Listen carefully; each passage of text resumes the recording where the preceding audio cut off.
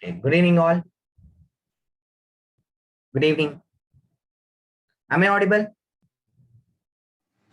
Sir, yes, sir. Clear, sir. Thanks, Sanjay. Thank you. Thank you, Sanjay. Thank you, sir.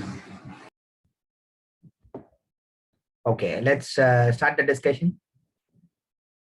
As we discussed in the last class, today we are going to talk about the World Constitution. So the topic is comparison of World Constitution with that of Indian Constitution.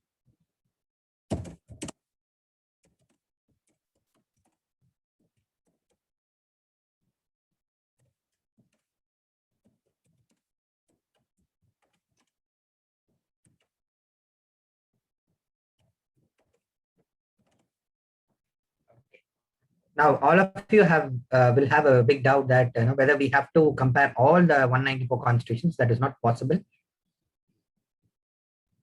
We can compare those constitutions which is relative to India. We must understand why this syllabus, this topic has been added in the syllabus. It is because we have to compare the Indian constitution with the world constitutions and to understand what are the reforms that we can make in our constitution.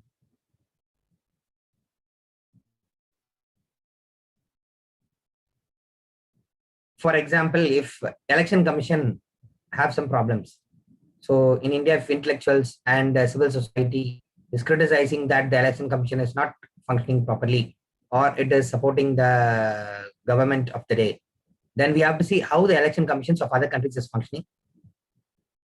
And then we have to adopt or we have to suggest reforms which would be helpful for reforming our country. So that is why this topic is there. Okay, so comparison of world constitution with Indian constitution. We need not read all the constitutions of the world. Okay, it is enough that we refer to those constitutions which will be helpful for us to amend our own constitution so that it works efficiently. Now, I would like to say that we have to compare only those constitutions which is comparable. India is a democratic constitution, so it is better to compare India with other democratic constitutions, not with other type of constitutions like theocratic constitutions or a military constitution otherwise. So in that case, I would like to ask one question to you. What are the two major constitutions from which Indian constitution is inspired recently? Because we talked about rights issue, and that we know that most of the provisions in Indian constitution, especially fundamental rights part, is inspired from our own history. Yes, agreed. But what are the two constitutions that we have inspired from and replicated from? Very good. British and American constitution. Very good.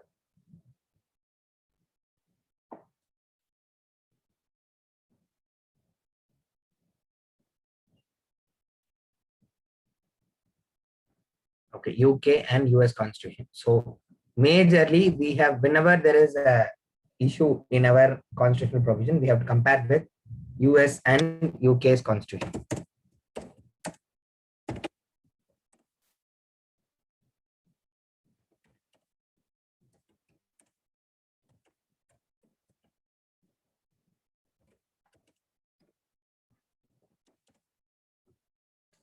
Okay, fine. Then what to compare? We'll be always having this dilemma, which should be compared. Normally, whatever is coming in the current affairs, whatever offices is issue in the current affairs, that we have to compare. Fine.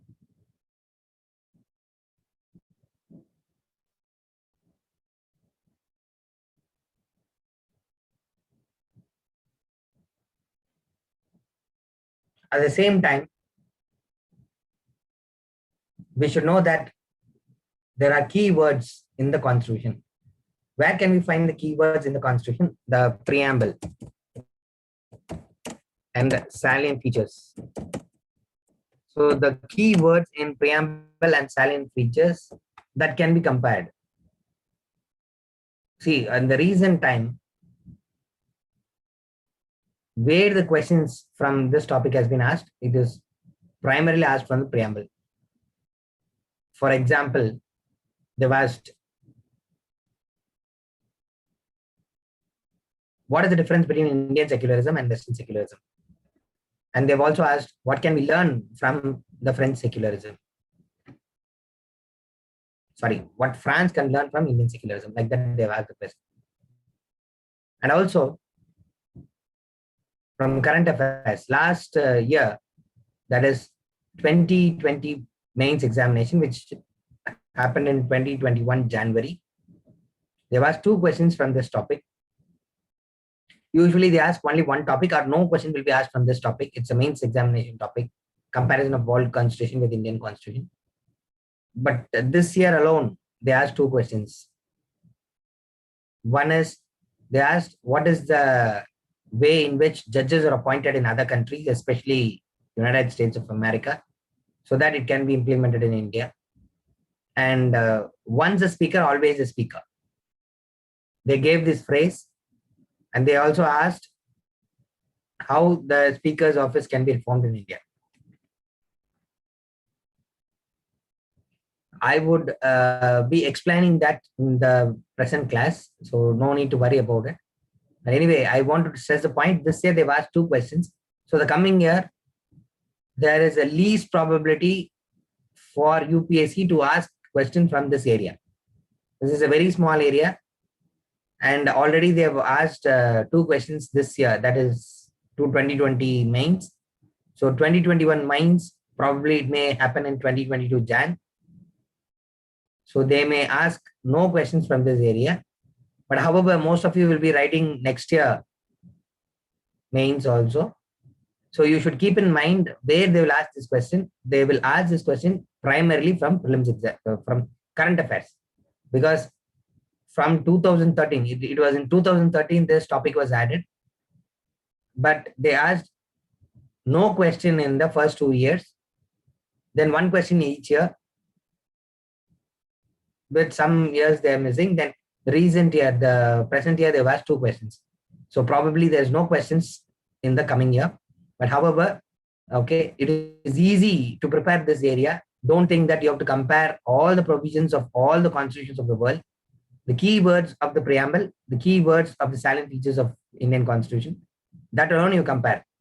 So that is the area where you can probably get most of the questions.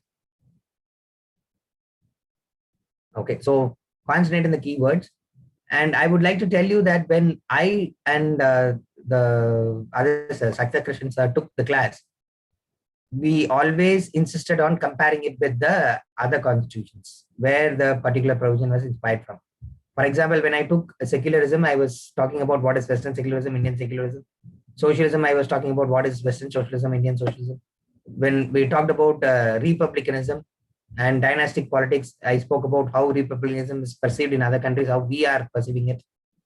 What is the difference between federal form of the constitution and what is unitary form, parliamentary form versus presidential form. So we have been teaching, keeping in mind this particular topic in our mind. So we taught Indian polity by comparing with other constitutions. Okay, so most of the topics have been already done in the polity class itself. This is just to tell you, make you aware and realize that, you know, it was done purposefully to ensure that we are not taking many classes for world constitution. See, world constitution separately, if you take, no, I can take 6, 8 classes like that. But it will be repetition of polity class, which should not be done. So that is why the initial polity class was longer. Okay, so keep that in mind. So we are going to just compare the primary features alone. Okay, then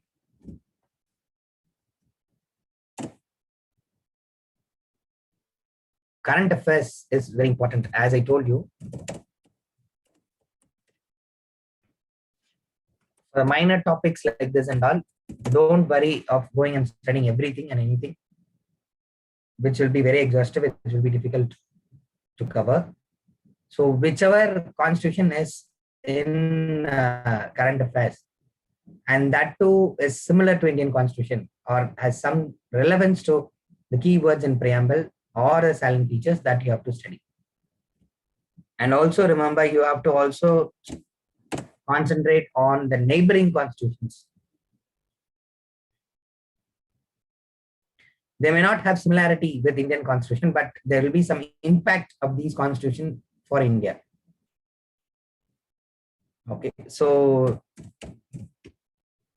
any news related to neighboring constitution that you have to be very clear with, you have to prepare in depth.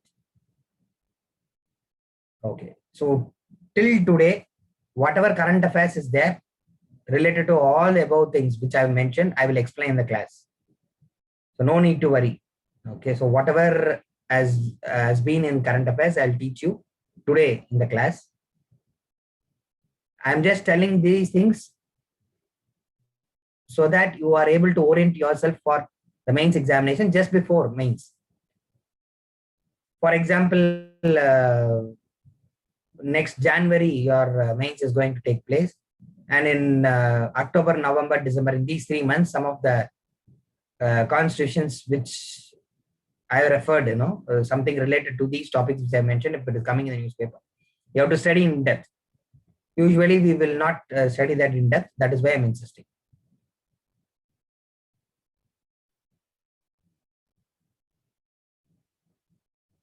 Okay, fine. So, what is the topic that we have to say, or what is the book that we have to refer to? I hope that the Academy has already sent you a handout in Telegram, a soft copy of handout related to the comparison of World Constitution. Have you received an handout? No? Okay, if somebody else also is giving the same answer, I could immediately communicate it to the respective person through the class coordinator. Have you received a handout related to World Constitution? No. So I'm getting the reply, no, no, no. Okay. Sanjay, are you there? Sanjay?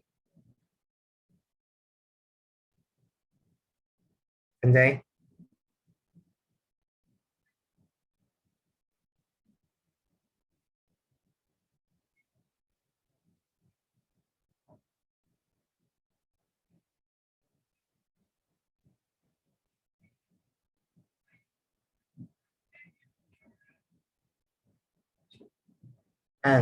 Sanjay, ஒன்றும் இல்லை.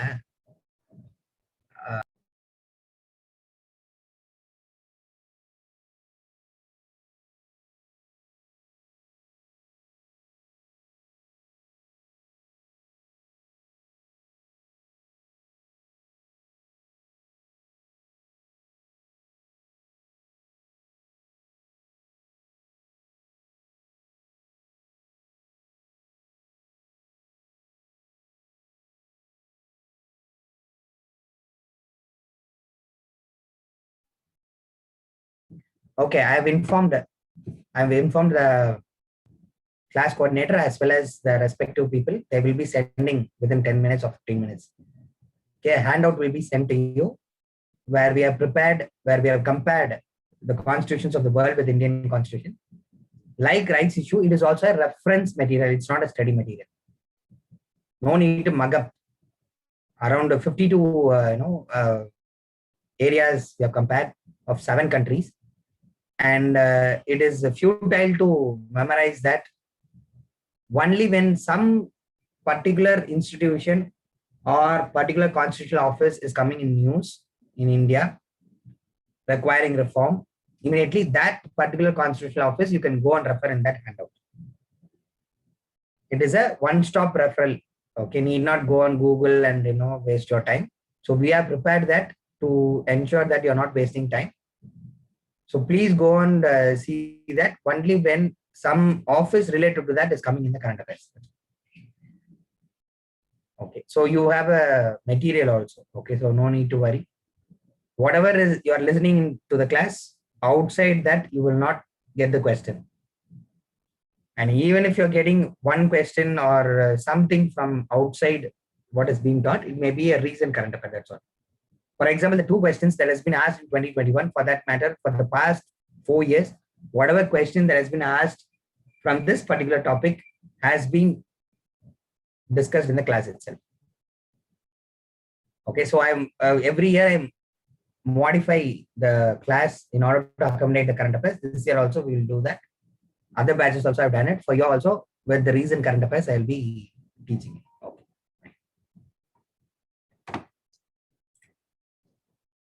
Okay. So first, let us talk about what are the neighboring constitutions which is having impact in India.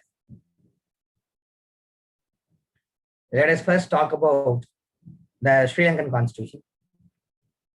We are not going to compare the entire Sri Lankan constitution, but two amendments which is significant for Indian nation.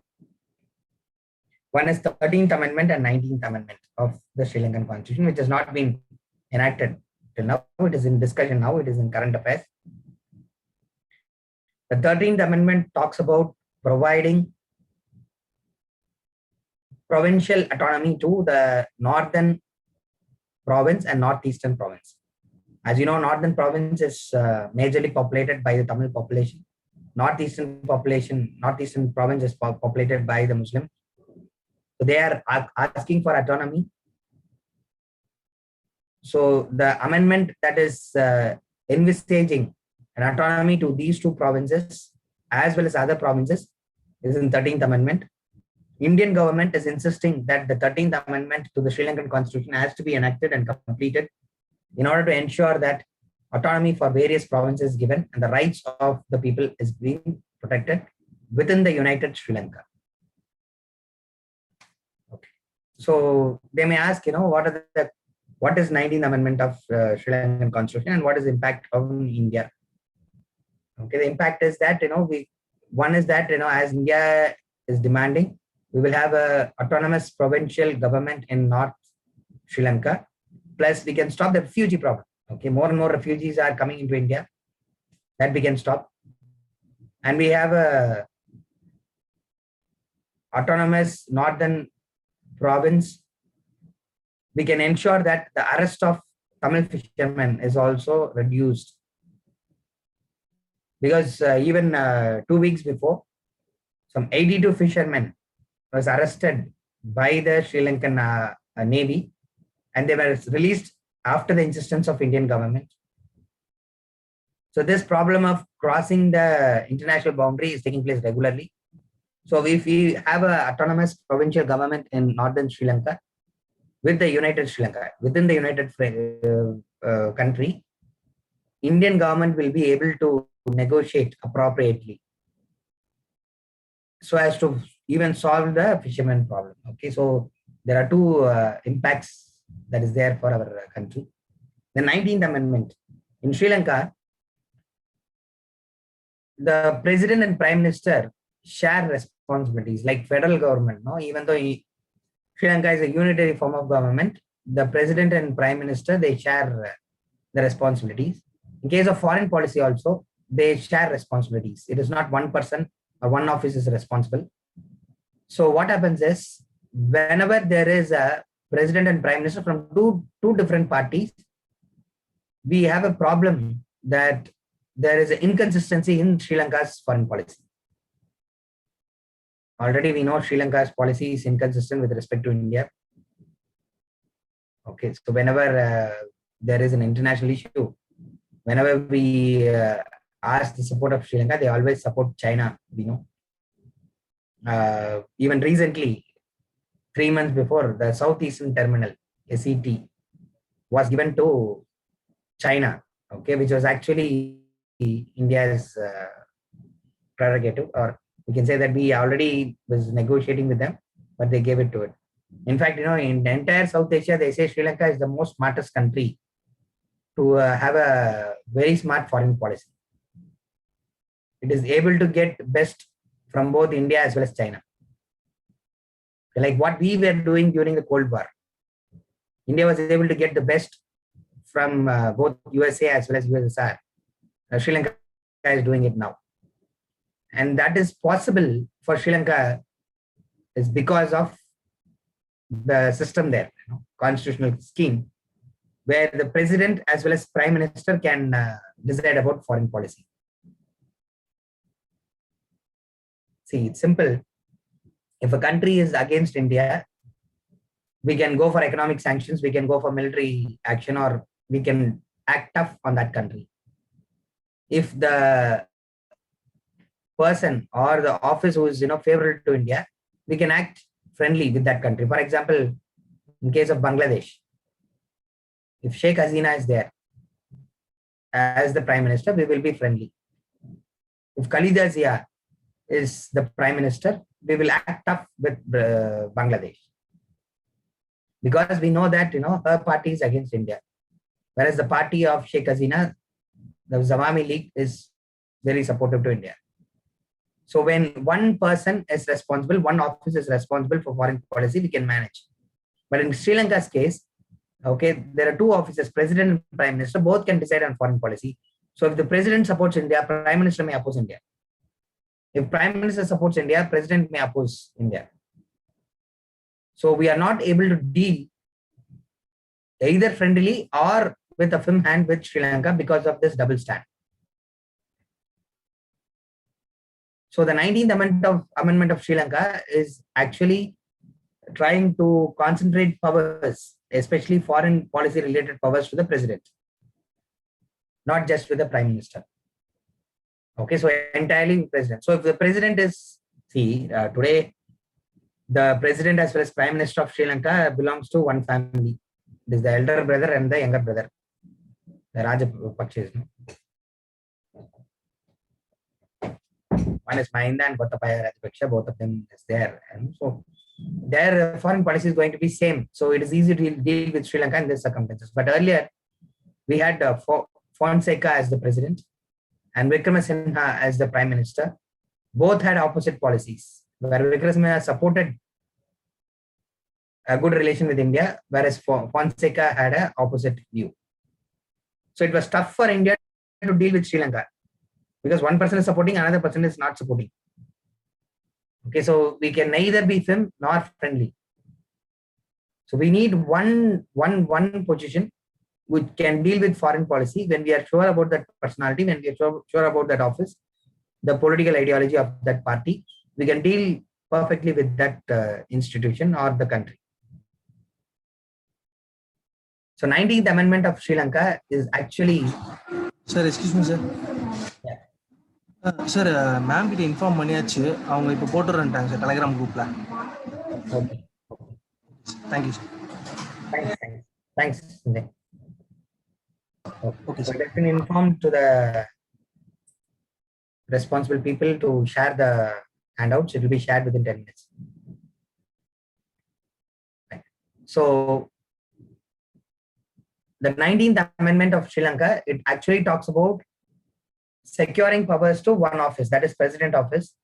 So if 19th Amendment to the Sri Lankan Constitution is taking place, it will be good for Sri Lanka and it will be good for India also, in order to have good relation with that country. Okay, we can deal appropriately, whether to be friendly with that government or whether we have to handle firmly with that government.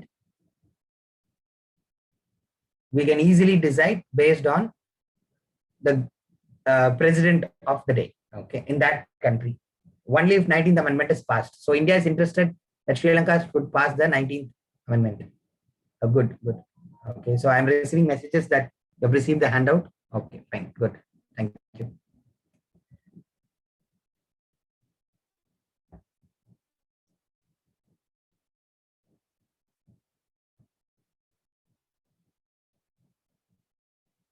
Okay. Next is, we have to talk about the Nepalese constitution. So what is the change that we need in Nepalese constitution is that Nepalese constitution, which is created very recently, is not giving rights for all the sections of the society. We know what has recently happened in Nepal. The prime minister has been removed by the parliament. Earlier, he removed the parliament, dissolved the parliament, and now the parliament has removed him. Okay. Now, we are okay with the entire Nepalese constitution. In fact, it was India which was insistent that Nepal should change from constitutional or monarchy to a democracy. So it was, I know, bilateral sir would have spoken in detail about that. In fact, it backfired for us, okay, because the monarchy was so supportive for India. The democratic government led by the Communist Party is now so much supportive to China.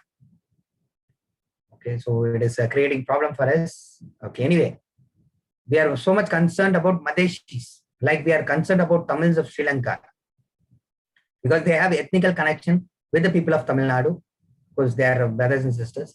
So many students are from Tamil Nadu, so we feel some kind of affinity, even though they may be belonging to other country. So whenever we hear something bad about them, of course, yesterday, May 18th, all of you know it is a very emotional day for people of Tamil Nadu as well as Tamils all over the world. Okay, it was a day in which many civilian Tamils has been killed. So there is ethnic connect. Okay, so even though they belong to other country, there's an ethnic connect. Okay, and Tamils of India always are concerned about Tamils of Sri Lanka. Likewise, in Bihar, there are some people who are connected to people in Nepal. The Madeshis of Nepal are ethnically connected to Nepal.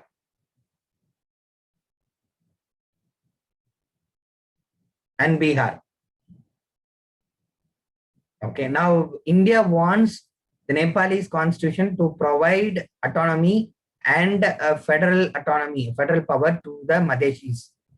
The Madeshis are living in the foothills of Himalayas. They are not in the hilly area. They live in the foothills of Himalayas, which is a border to India and Nepal. And India wants this area to be declared as a separate federal area and recognized by the Constitution of Nepal. So always borders are like that. For example, if you take Punjab, Kartarpur corridor, that was in news. What is this Kartarpur corridor? Anybody? There is a Sikh temple in Pakistan, in the Sindh province. Sindh province is actually Punjabis only. Sindh province of Pakistan, there is a Sikh temple. To connect the Sikhs of India to the Sikh temple in the Sindh province, there is a corridor, there is a connective road. It's called as Kartarpur corridor. Recently, Pakistan opened it and invited Indians to visit there. So most of the Punjabis are having ethnic connection with Pakistan. Bengalis are having ethnic connection with the people of Bangladesh. Recently, a month before, from Myanmar, Rohingyas were coming into India. The Indian government was issuing a statement that, you send them back. But Mizoram government declared that, no, we will not do that. We will give them a safe place. Why? Because the tribes in Mizoram, they are ethnically connected to the tribes in Myanmar. In fact, some of you may know this, Mizoram people, they do not allow Blue Ria people, tribe, Blue Ria, BLUARHEA, Blue Ria people, who are from the other state, Tripura, Meghalaya, and other state, to come into their state. They're opposed for these people to move into Mizoram, but they're okay for the Rohingya Muslims to come into Mizoram because they feel that they're ethnically connected. Okay, so when India decides its foreign policy towards its neighbor, they have to consider the ethnic connection that the bordering states have with the neighboring countries. Not only Tamil Nadu, Mizoram, Arunachal Pradesh, Nagaland, Punjab, Jammu and Kashmir, okay, Gujarat, all these states, West Bengal, they have some kind of ethnic connection with the neighboring states, or we should say neighboring countries. So in that case,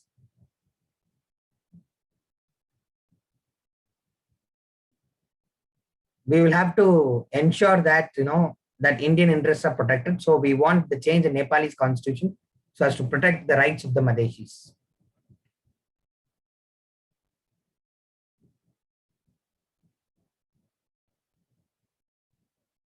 Good, good, good, good. Yes. Okay. As one of you say that, Guru Nanak had last uh, day, okay, or last breath in that place, okay, the Pakistani place. Okay, fine.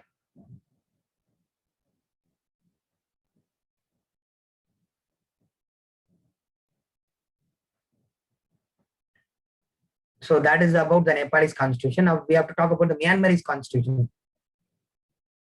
So what has happened recently in current affairs related to Myanmarese constitution? Or Myanmar, what is the problem? Yes, military. Very good, very good, very good. Good. The military has taken over the civil administration. And what is the reason that military usually is having a coup over the civilian administration? It is because they have framed the constitution in such a manner that 33% of the Myanmarese parliament will be filled by the military people. So there is already regular intervention of military in the Myanmarese polity. Okay. So what India wants? Okay, India wants a stable democracy in Myanmar. See, even in a democratic setup, we have found that most of the Rohingyas are flying into India. They are coming into India as refugees.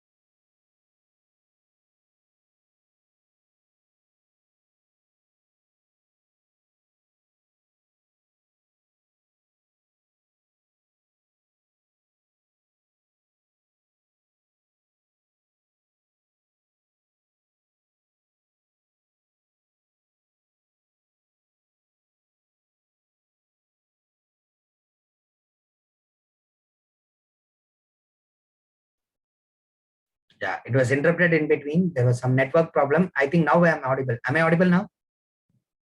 Okay.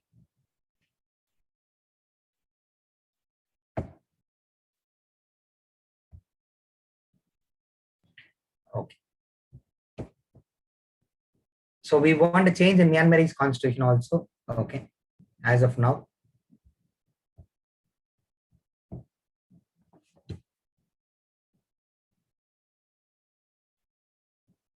With respect to Pakistan and Bangladesh, what change we want is in polity of their country. That is real-time politics in their country rather than constitution. The constitution is okay in these two countries, but the actual politics is that in case of Pakistan, we have military intervention in civil administration. In case of Bangladesh, we find that extremists are there. We have two sections in their society. One is moderates and other is extremists. So we are fine with the moderates, that is Awami League and Sheikh Hasina. We are not fine with Khalida Zia and her party, okay, which is radical, which is talking about fundamentalism, fundamental Islam, which is not okay for India.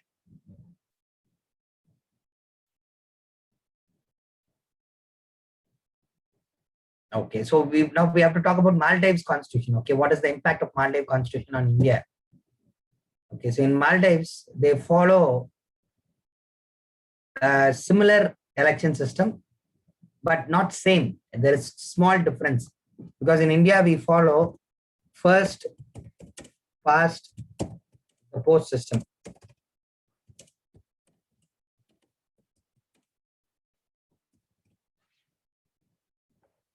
Plurality of votes.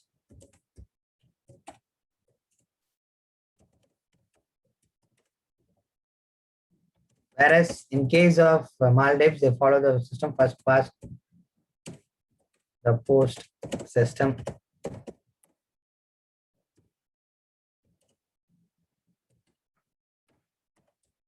Majority of votes.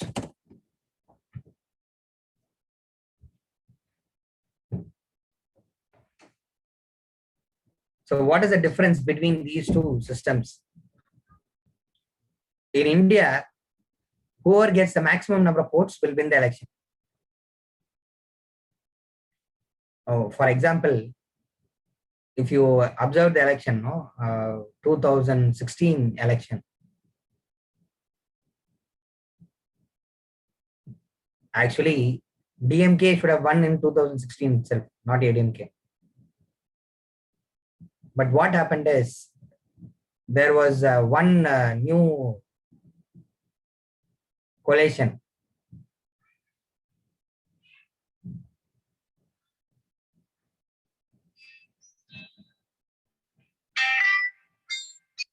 One new coalition, okay, that was called as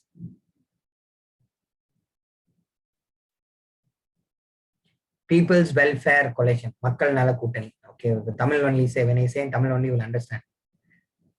Okay. So they actually divided the votes. Okay. And if you say many of the constituencies, ADMK won by a margin of 300 to 700 votes. And you know that ADMK, 100 and like 21 or 22, okay, something 125 related to that. And when you come to DMK, it was 97. Okay, so if you see most of the constituencies that is won by ADMK, that was by a smaller margin, say 500 to 800 votes. If this coalition, which is now part of the DMK coalition this time, if it was part of DMK coalition last time, DMK would have won already. Okay, so what has happened is division of votes has taken place. Okay, so the difference between the last election and this election is simple, that earlier these parties, these small parties, the Communist Party, the VCK, and other small parties was not part of the DMK's coalition, and this time they are part of it. And of course, there is some kind of a little bit of anti-incumbency also. Okay, a little bit, not big, because most of the constituencies has been retained. The ministers, except for 5 ministers, all of the ministers have retained their seats. Okay, so there is not much of anti-incumbency, but little bit of anti-incumbency. So the point is, in case of India, whoever is scoring maximum number of votes will be declared as winner. First past the post system, whoever is getting maximum number of votes will be declared as winner. Even this time, in Tamil Nadu's election, West Bengal's election, as well as Assam's election, if you see, there are many constituencies in which people have won by a smaller margin, say 500, 600. The votes that is taken by a third party or nota is even more higher than the margin. That is the difference between the first candidate and the next candidate, followed candidate. Okay, this is called as first past post system, plurality of votes, which means if you are getting more number of votes, you will be declared as winner. To put it simply, why I have to say all these things? Suppose there are 3 candidates, A, B, C, and D. And if A is getting, say, supposing only 100 votes in that constituency, A is getting 31 votes, B is getting 29 votes, C is getting 19 votes, D is getting, say, 11 votes.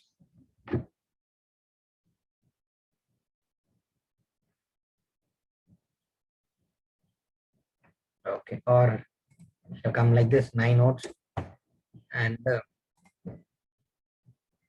One vote. Okay.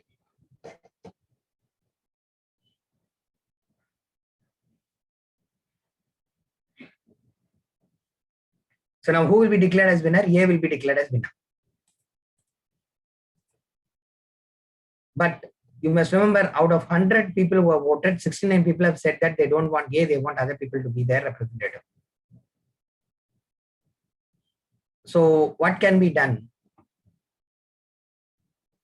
In order to ensure that the person who is elected is the real representative, we can go for majority of votes, which is done by first past post system, majority of votes. In which, whenever an election takes place like this, okay, and we don't find a person who's getting 50% plus one. When I say majority of votes, okay, majority of votes, it means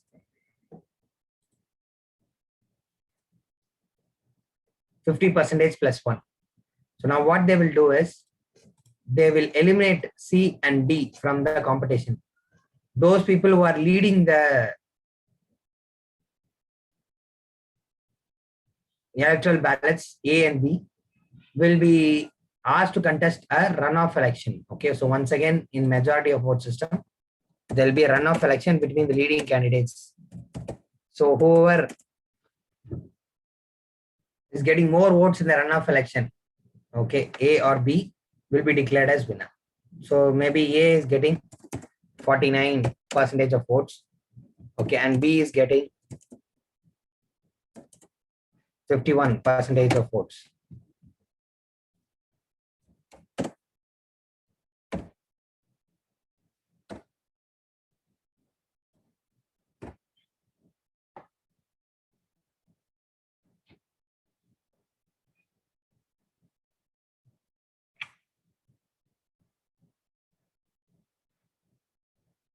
Now B will be declared as winner. Okay, so there will be two levels of election. But you may be wondering, sir, what is the impact of this for India? Because in case of Maldives, 40% of the Maldives population is persons of Indian origin. So when the first election takes place, usually Indian will win. Because the remaining 60% is divided. They're from Bangladesh, they're from China, they're from local Maldives population. Okay, so majority of them are divided. So usually Indian candidate or those person who is most favorable to Indian government will win the election. But when there is a runoff election, all of them will vote against the person who is likely to help India. So a person who is most favorable to China may win in the second election. Okay, so what happens in case of Maldives is, whenever there is a runoff election, we have a candidate who is elected who is opposed to India. We don't want that. Okay, so we are requesting, or we are supporting a constitutional change in Maldives, so that they change from first past post system majority of votes to first past post system plurality of votes, so that we can get a candidate who's favorable to India.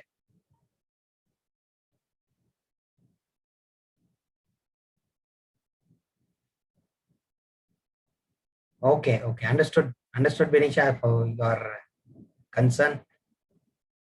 Thank you. Okay, so DMK regime has come, so you must live with power cuts. Okay, don't worry about that. You voted them to power. Okay, fine.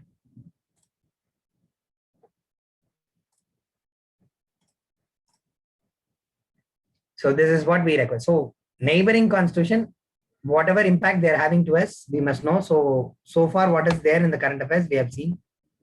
So hereafter, any neighboring countries, if there is some constitutional issues there which is relevant to India, that you must know. Okay, fine, very good. So now we have to discuss the other areas. So first, we have to talk about the appointment of judges. So some of you are asking, sir, how many classes for World Constitution? One class is enough. I'll give you the orientation, because only one question they're going to ask, 10 marker mains examination.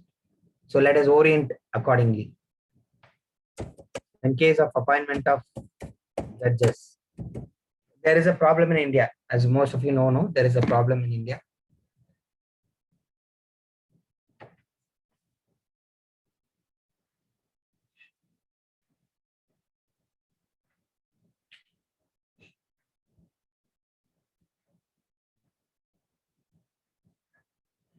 Understood. Understood. Yeah. We are following a collegium system, as already you know, guys. Collegium system, which means judges are appointing the judges. Okay. Now, what is the positive in it? What is the negative in it? Negative, all of you know that there is nepotism, there is favoritism, like that. What is the positive in judges appointing themselves? Can anybody tell me? What is the positive? How do the judiciary justify in following the collegium system?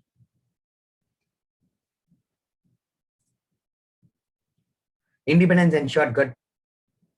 Very good. True capability of judges will come out because it is the judges who know who's the best judge. See, the government and the politicians, they are not able to assess who's the rightful judge, which judge is more efficient. But the judges are in a good capacity to assess their fellow judges or fellow advocates who is efficient. Okay, so we can identify the right kind of judge. So there must be judges to appoint the judges. But only judges is there is a problem, they could appoint themselves, because there are two issues in India. We have uncle judge syndrome in India. Most of you would know that. Uncle judge syndrome means, most of the judges, they will have their relatives practicing as advocates in the respective court, their own court. Next is, we are seeing a fact that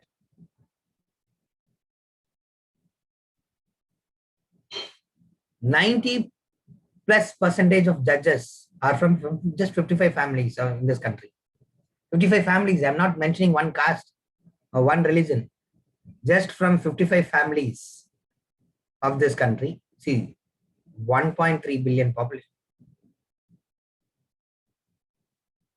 1,300 million population, or 130 crore population.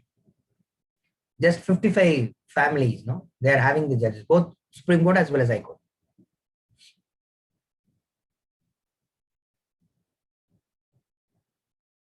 That is because, judges appointing themselves. So we need a change. So when we need a change in the appointment of judges, what do we do? There are two things that we follow.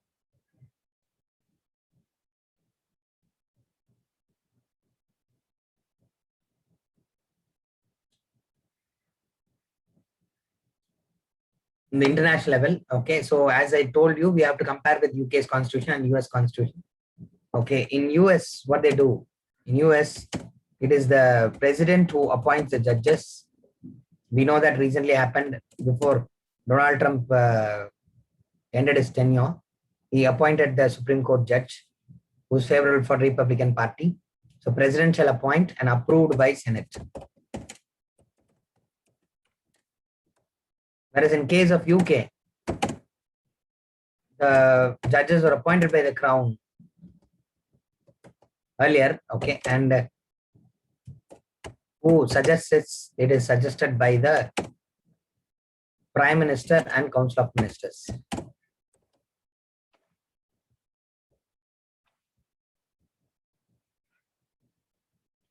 You're right, you're right.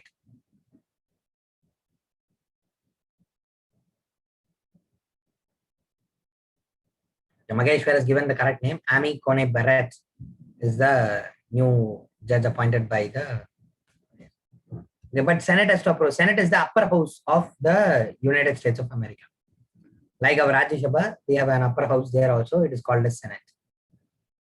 In UK, the Crown appoints the judges, but recommended by the Prime Minister and Council of Ministers. What is the advantage of US system? The advantage is that you have two institutions so that a neutral person can be appointed. One is the president and is the Senate. But the negative is, whichever political party is having majority in the Senate, their candidate has most probability of getting into the Supreme Court.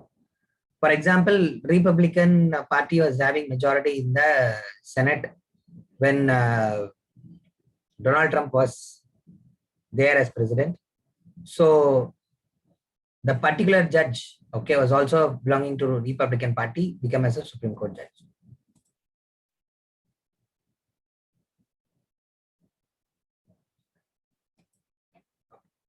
Then in case of UK, okay, the crown appoints. Crown means the queen or the king appoints on the advice of prime minister and council of minister. So here the executive is appointing. Now you may be thinking that, sir, whether it is positive or negative, there is positive as well as negative.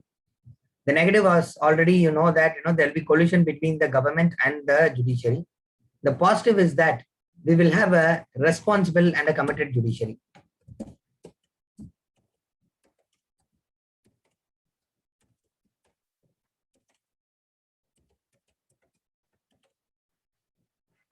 Responsible and committed judiciary.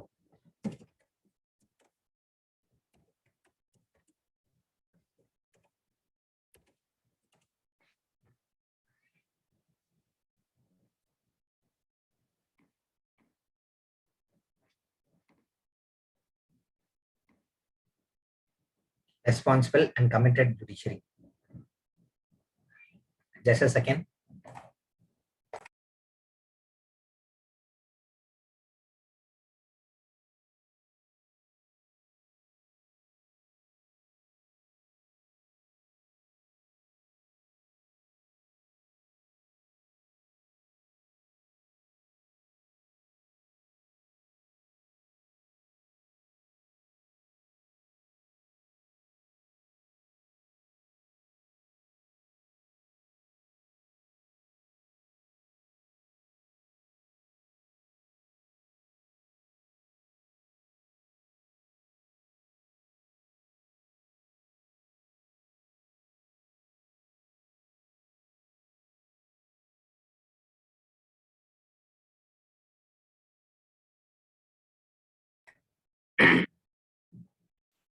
Okay, I'm sorry.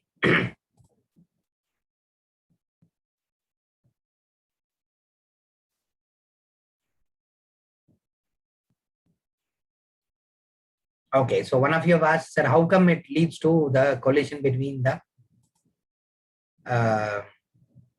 prime minister or the government and the judiciary? Because prime minister is appointing, no?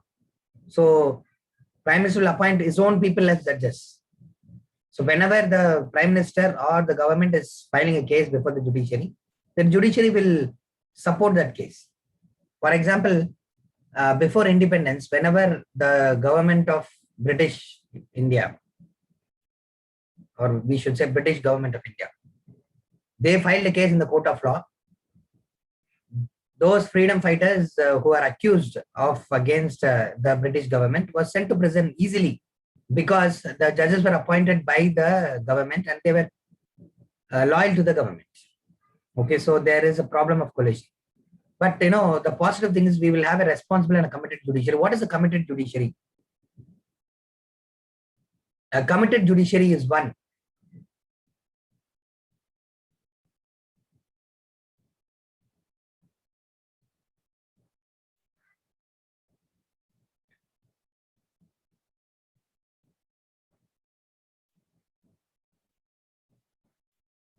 Okay, a committed judiciary is one which is committed to the goals of the Constitution.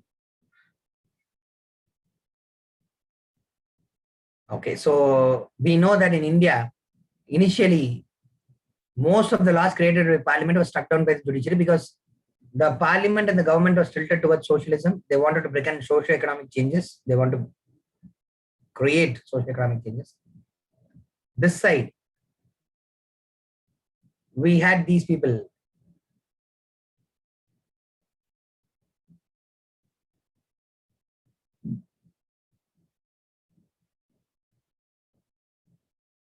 The judiciary, which was committed towards liberty of the Constitution, liberal ideas. So there was a conflict between the judiciary and the Parliament. So many laws which was created was not be able to be implemented.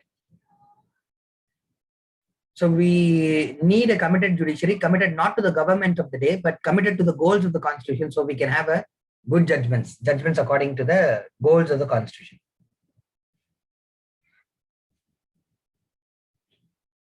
Okay. Now, what is a responsible judiciary? A responsible judiciary is one gives responsible judgment. See, judiciary always has to think about what is law, what is constitution, how to give a judgment which is neutral like that. But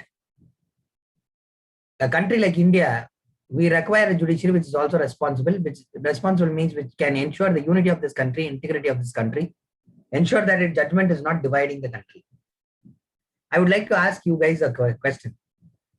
What do you think about Ayodhya judgment? How many of you support Ayodhya judgment? That is, Ram Mandir can be built. And we also have a decision where we are saying that those who destructed Babri Masjid, nobody has been subjected to punishment. Okay, they have said that, they're all free now. Okay, so just tell me, when you are destructing a particular place of worship and you're creating another place of worship, that too after independence, okay, leave what has happened in the past. Okay, what happened in the present time? Okay, is it right? Is it correct to do that in a democratic country? Or whether, or I just put it simple, how many of you support the Ayodhya judgment? How many of you feel that Ayodhya judgment is a judgment?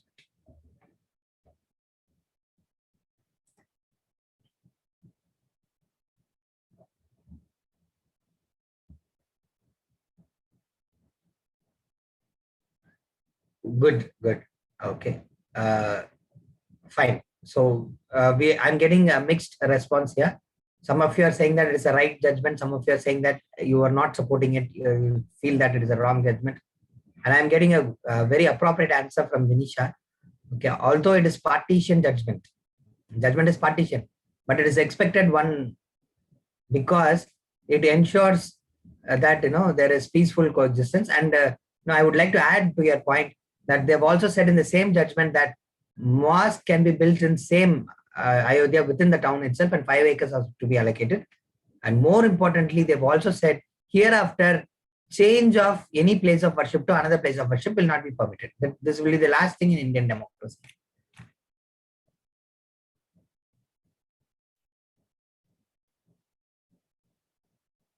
Yes.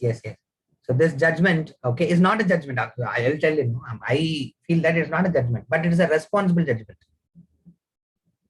It is not based on justice, but it's based on responsibility. As you said that they want to end the violence.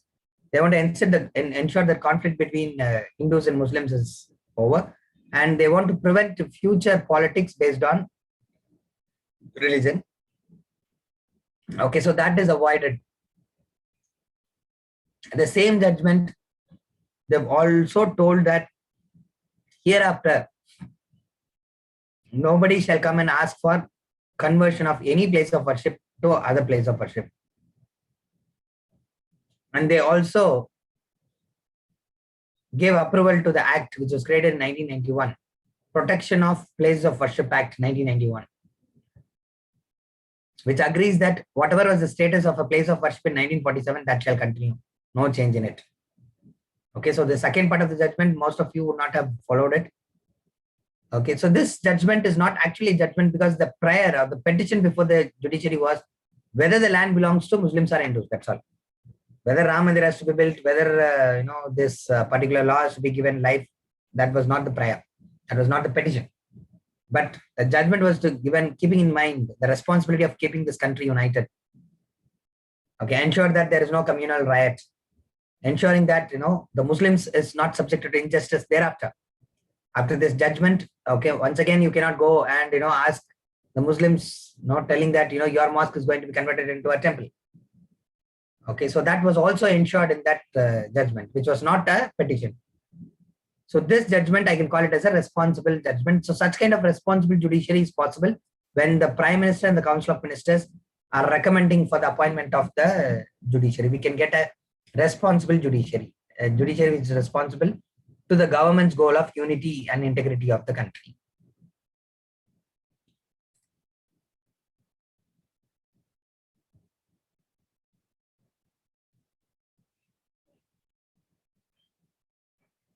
Yeah, Mageshwar is asking, sir, if any sensitive questions related to religion is asked in interview, how to go about it? What is your opinion? Tell that opinion with justification. Okay, so with respect to Ayodhya's case, the justification which I gave now, like telling that, hereafter this particular judgment has ensured Muslims are having another place, and no more Muslims mosque will be converted into a Hindu temple, which is actually demanded by RSS. Okay, so when we say it like that, it is a neutral answer. Let me say, supposing if you're saying, sir, this judgment is wrong, it should not be there. You could have just said that the function of the judiciary is to refrain from interfering in any political issues. Whenever somebody is filing a petition, whether it's correct or not, on whom side the justice is there, that alone should be delivered. So now the case is a civil suit asking that for whom the land belongs to. In that judgment, that answer has not been given. So I do not agree with the judgment, sir. Like that you can give. Yes, Karan, as you said, no, even though there is a positive of executives appointing the judges of having a responsible and committed judiciary, there is a negative that there can be a collusion between executive and judiciary, or favorable persons can be appointed, and the executive can ensure that whatever they do is being sanctioned by the court of law, approved by the court of law. That is the negative. So what we are going to say is, in case of UK, from 2005 onwards, there is a system called as Judicial Appointments Commission.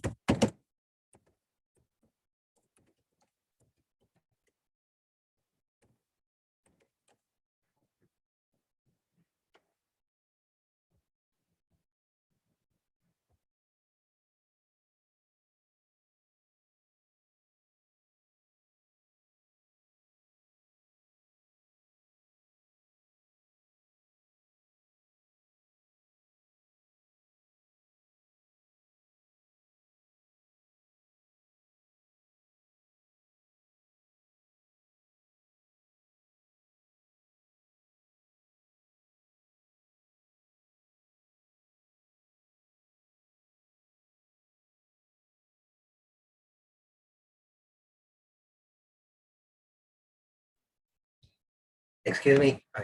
Am I audible now? Am I audible? Sir, yes, sir. Okay. So we have this Judicial Appointments Commission, which includes the executive, judiciary,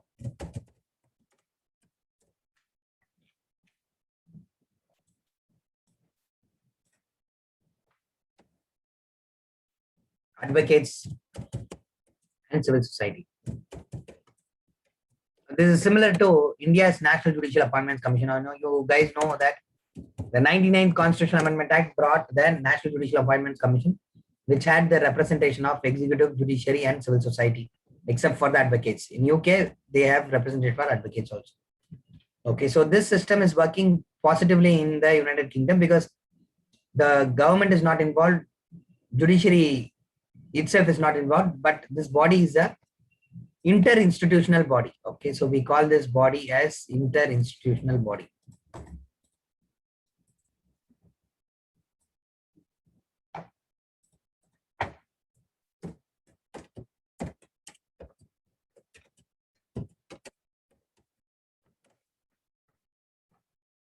Okay, interinstitutional body.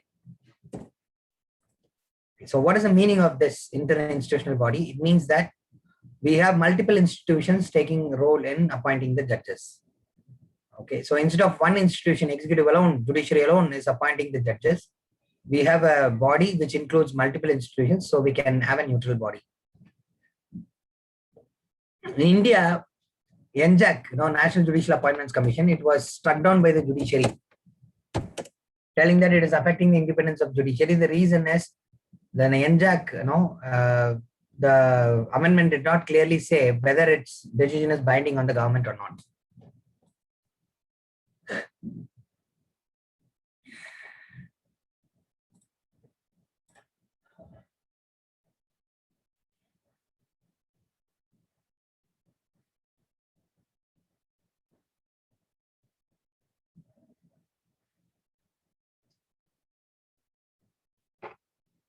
Okay, so NJAC,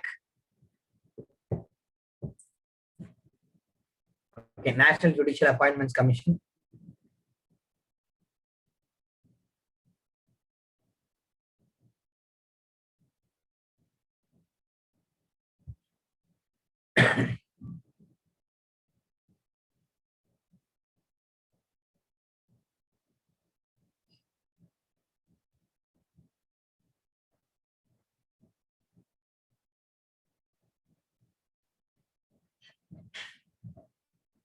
its recommendation is not, or there's no clarity that whether its recommendation is binding or not. That is why it was struck down.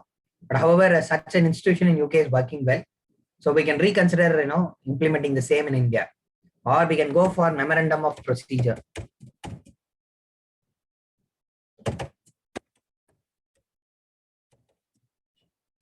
Okay, which is a new thing which we are talking about, which means there must be a criteria to tell that, what is the process of appointing a judge, or what are the criteria of appointing a judge. So this year mains question, this is what they have asked, we have to compare it with the way in which judges are appointed in other countries and suggest measures for our own country. Hope you all understood. Now let us talk about the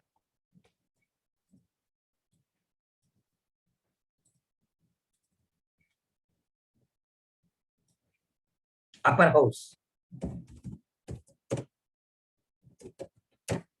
of each countries. Okay, in India's case, it is Rajya Sabha. In case of UK, it is called as House of Lords. In case of USA, it is called as Senate. Now, India's Rajya Sabha is more related to Senate than the House of Lords, because in case of Rajya Sabha and Senate, they are democratic, whereas House of Lords is aristocratic.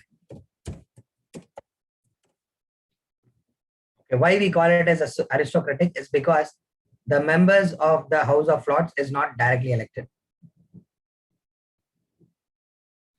Indirectly also, they are not elected. They are nominated by the Crown. The Crown appoints the House of Lords based on hereditary and merit.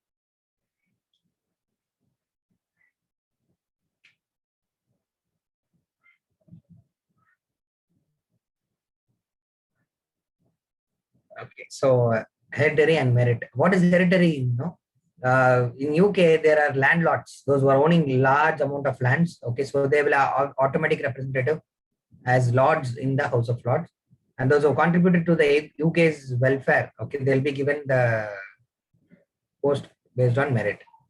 Okay, then there are archbishops. Who are these archbishops? Archbishops are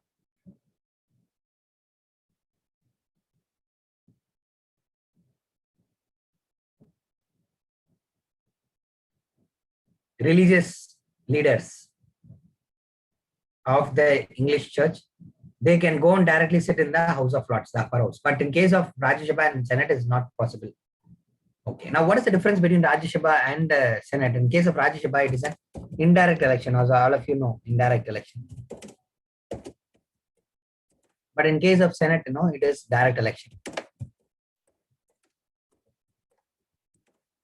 And Senate is more powerful compared to all the upper houses. Okay, why? Because in case of India, we know that Rajya Sabha has equal powers with Lok Sabha in lawmaking process, but in money bill and joint sitting, they do not have equal powers. But in case of Senate, they have a lot of powers because important decisions, foreign policy,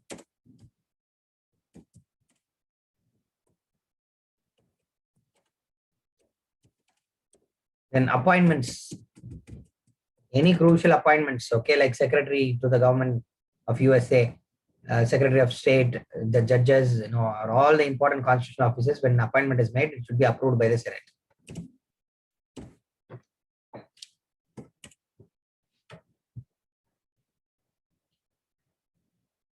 I know there is, for Senate, there is no time limit or term limit. Can anybody tell me the present US President Joe Biden, who was a senator, how long he was senator? How many years he has been senator? You followed current affairs, you would remember. 36, I'm sure, not 47. 36 years.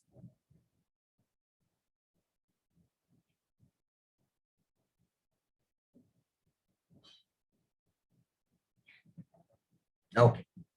So the point is, okay, so there is no term limit. For president, you have term limit, but not for the senators.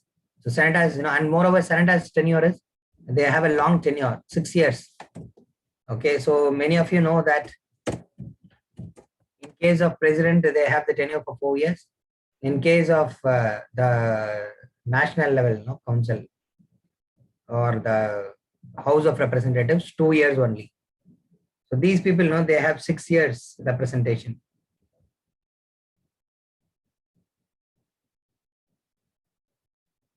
Six years.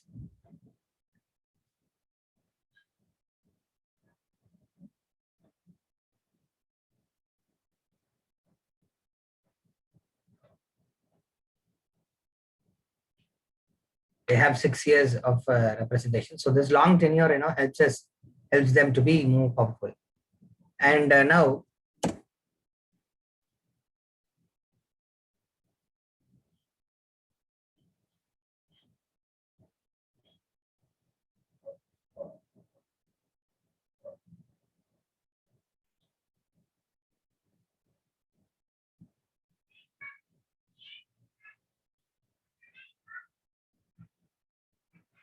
the senators, once they've elected to the senatorship, they act less partition, not like India.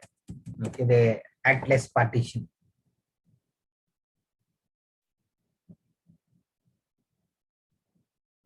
Meaning they will vote only for the interest of the country, not for their political party. Even political party does not give issue a whip. Okay, like in India, they do not issue any direction for the senators. They can act accordingly. Okay, so the senators, are less partition. They have a long tenure, so they have a powerful position. Okay, they are most powerful house. Okay, fine. So let us take a short break of 5 minutes, and then we will come and discuss about the speaker's office. Okay, very important. That is also mains question that is asked this year. So let us discuss about the speaker's office, and then we will move on to the comparison between Indian Prime Minister and the American President, power of the American President, and how American President can influence the legislature, that we can see. Then we are also going to talk about how USA is becoming a federal country. Sorry, USA being a federal country, how it is becoming a centralized country. What are the reasons for that? And the same way we are going to compare that with India. And also we are going to do the same thing for Switzerland Constitution. Okay, we are going to study how direct democracy is working there and how it is working in India. Okay, so that we will be doing. Okay, so when we are seeing about the US president's function, we will be seeing the current affairs also, where US president, the Joe Biden is talking about removing the filibuster, a particular provision in the US Constitution. So that also will be discussed. So let us take a short break of 5 minutes and come back and discuss the remaining.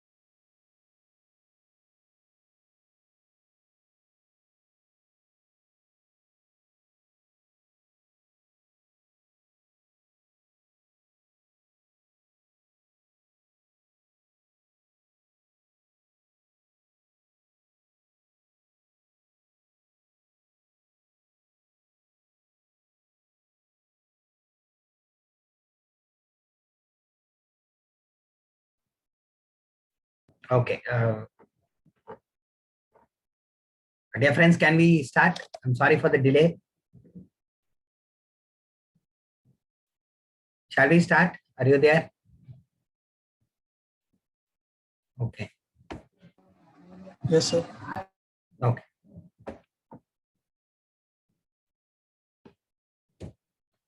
So we have to talk about the Speaker's office now. Okay. So we have Speaker of India, and then the special provisions for Speaker of UK.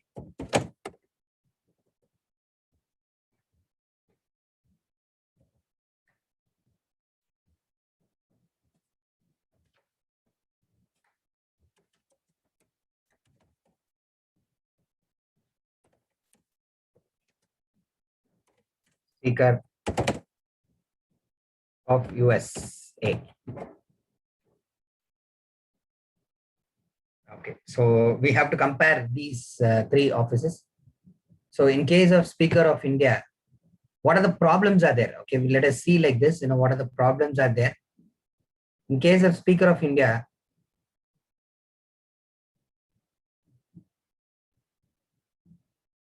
whether it is Parliament or State Legislative Assembly, they're accused of partiality to the ruling party. Okay, so there is no neutrality.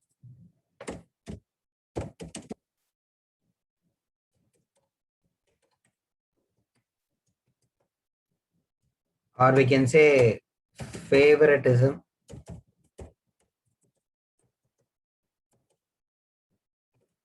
to ruling party.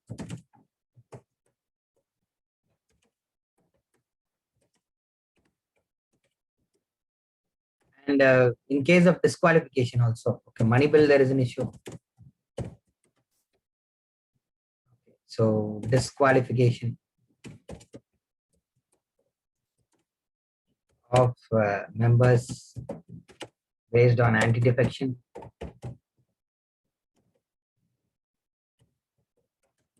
an action against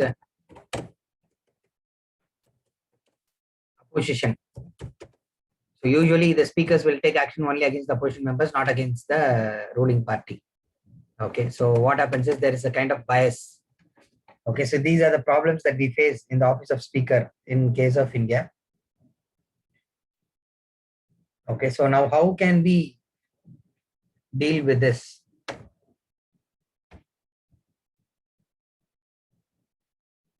In case of UK, once a speaker, always a speaker.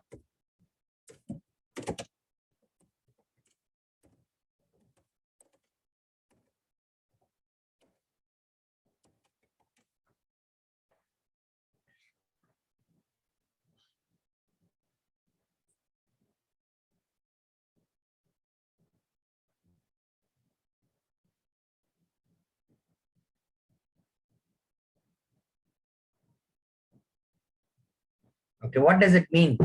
Okay, for example,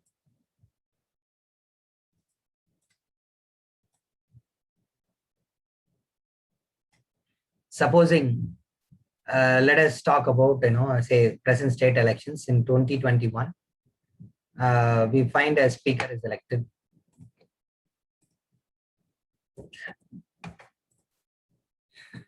Okay, the speaker is elected, and then he continues for 5 years. So in 2026, his tenure is over.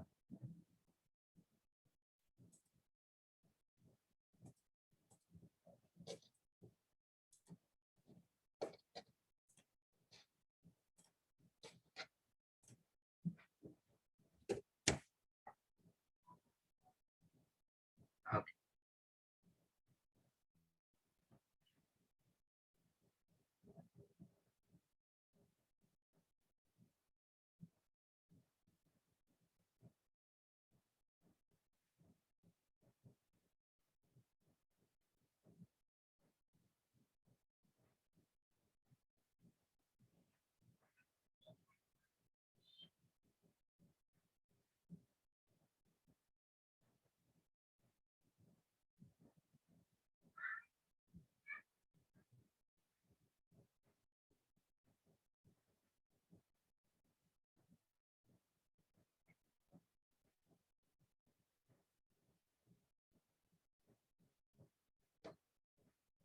Okay, so 220.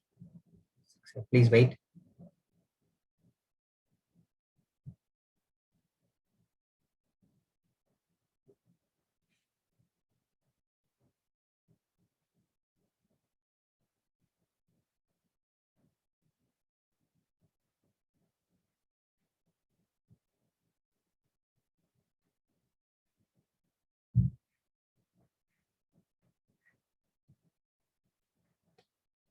Okay, so now if the speaker has to resign, or actually what happens is after 2021, when the speaker is elected, he will be resigning from his party membership. Resignation will be there. Okay, so resignation will continue.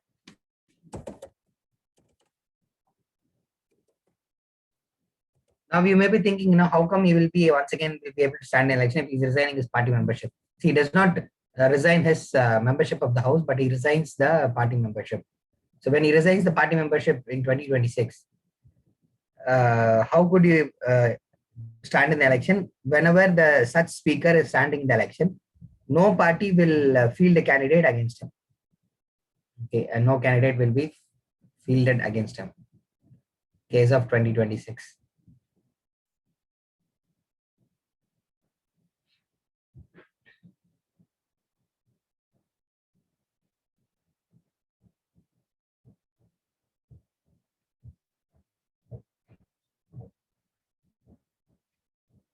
Okay. So the speaker will be elected unopposed. The speaker will be elected unopposed. Now, is this a law? But it is a convention. It is a convention that no political party will field a candidate against the speaker. So once again in 2026, the speaker will get elected and he will continue to be the speaker. So once a speaker, always a speaker. So this is a convention. You guys may be having a doubt. Now the speaker will resign in 2021 itself, resign not his membership of the house, resign the political party's membership. For example, if a speaker is coming from DMK, he will resign his DMK's party membership in 2021 itself. And 2026, when he wants to stand in the election, he will stand as an independent candidate, and no parties, including the ruling party and the opposition party, will field a candidate against the speaker. So the speaker, once a speaker, will always be a speaker.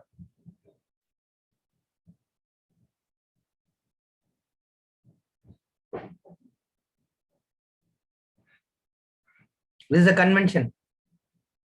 Now this is interesting. Once it is convention only. So if the ruling party wants, they can, okay, or the opposition party wants, they can breach it. So once Tony Blair, okay, the then Prime Minister of UK, breached this convention.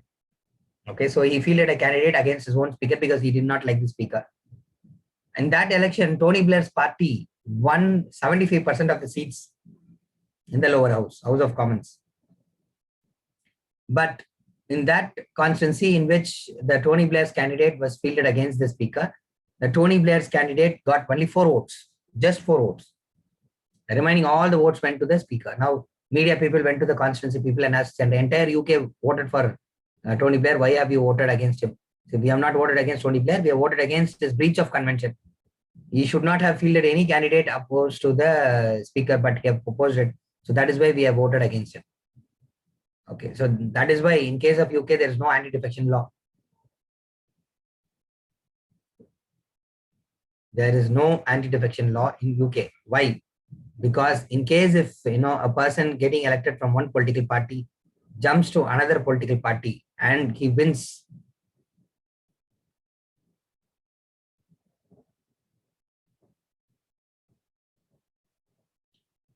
it is a rarity. He will not win because the people themselves will not elect the candidate.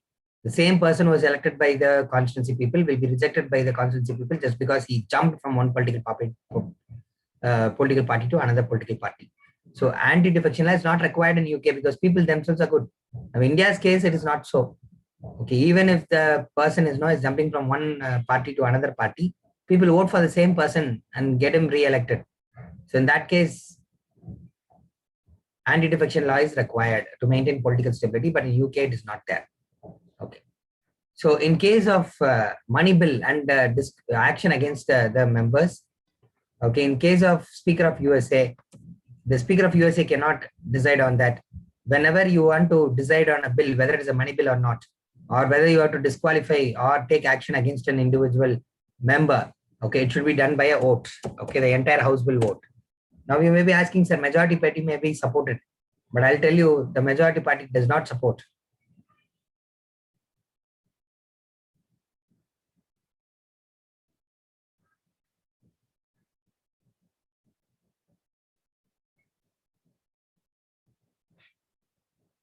Because there is no such direction from the political party.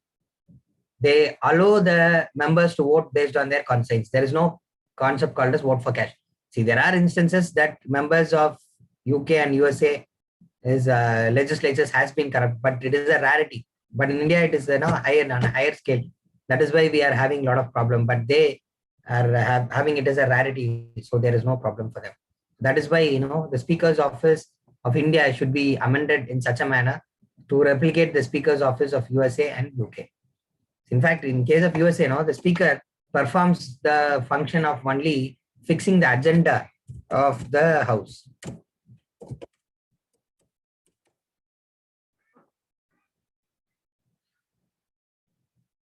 They do not.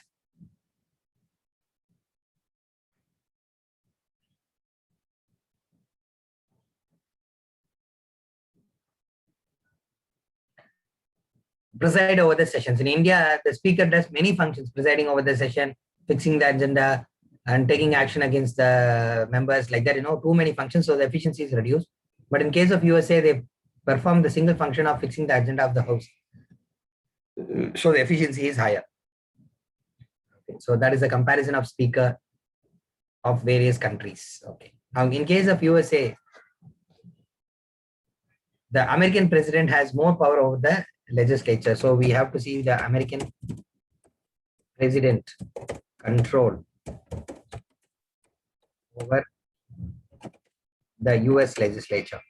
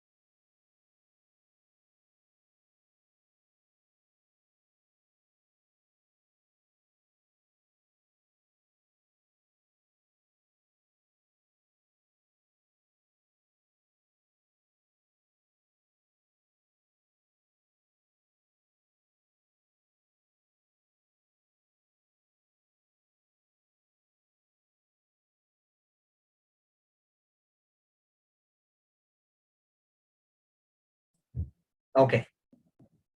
So how the American president is having a control over legislature? Okay. First is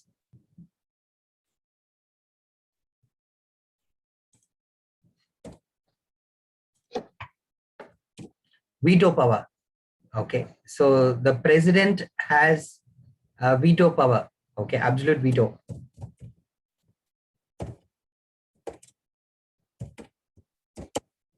Okay.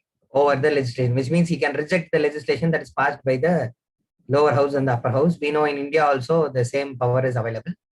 In case of US president, he also has big pocket veto, which means he can keep a legislation without taking any decision for a specific period of time. India's case, there is no specific period of time, but in case of USA, 10 days. Pocket veto is for 10 days.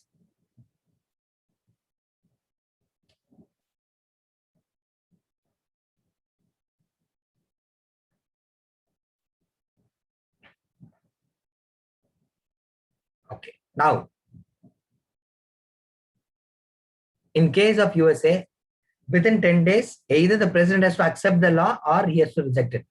Any decision has to be taken. Okay, fine. Suppose if the president rejects the law, the lower house and the upper house, that is the House of Representatives and the Senate, they have to pass the law again with a higher majority, at least one vote more than they voted earlier.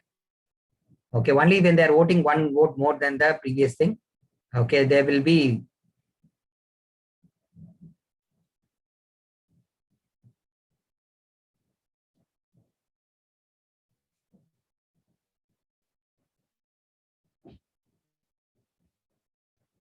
agreed with the president, or a president will accept such bill 100%. Okay, only when the lower house and the upper house is voting with a higher majority.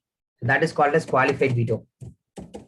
In case of India, okay, if the lower house and the upper house is passing the legislation again with any majority, that may be more than the previous majority or the less than the previous majority, that doesn't matter.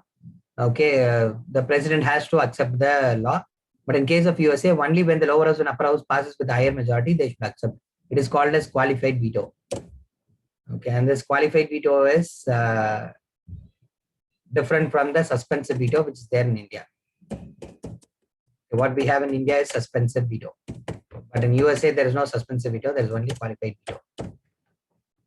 And in case of India, okay, whenever there is a conflict between lower house and upper house, it is solved by a joint sitting. But in case of USA, it is solved by a joint committee. Okay. A joint committee is one which is established by representation of two persons from lower house and two persons from the upper house.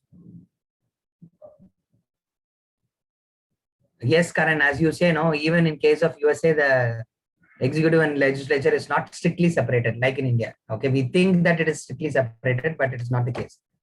Okay, joint committee is a committee formed by two representatives from the lower house, two representatives from the upper house, totally 4 members. Whatever they decide, that is the finality of the law. See, in case of India, the government has to convince 774 MPs, 700 odd MPs in order to pass a law. But in case of US president, if he is able to convince these 4 people who are part of the joint committee, okay, then it is easy for him to pass a law or reject a law which he doesn't like. So joint committee, one more thing, there is a system called a spoil system, which means the president is capable of giving government jobs to anybody he likes. And especially 40% of the jobs in White House, especially important executive offices, shall be appointed directly by the president. It is not by the selection process. In case of India, except for the ministers, the IAS officers has to be appointed from the pool of IAS and IPS officers, right? But in case of USA, it is not the case. In case of USA, it is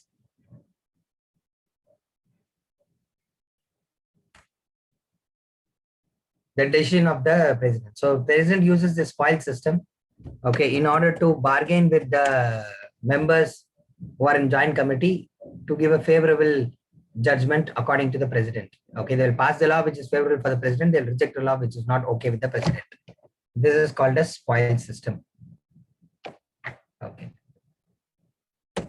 Then there is a concept called as filibuster. This was in current affairs recently. Okay, 1.5 months before, the Joe Biden was insisting that filibuster has been removed from the Senate. What is this filibuster? Just assume that the session of US Parliament is for 50 days. And we know that Paki Twitter is for 10 days. So any law which is passed till the 40th day has to be decided. Okay, decision has to be taken.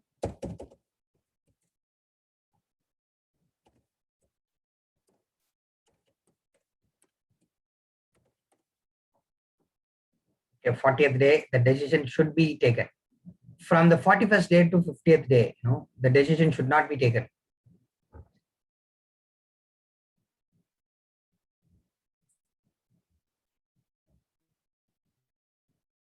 Or the decision can be kept delayed. Okay, they can delay the decision.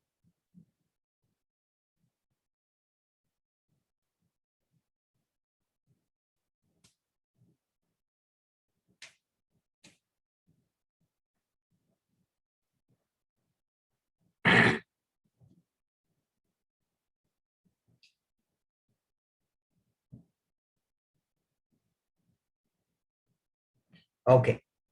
So I'll tell you, supposing if the decision is or the legislature decides on 41st day, 10 days the president can keep the bill without taking any decision, and the bill will lapse at the end of the session. See, in India, a bill lapses when Lok Sabha dissolves, but in case of USA, a bill will lapse when the session is over.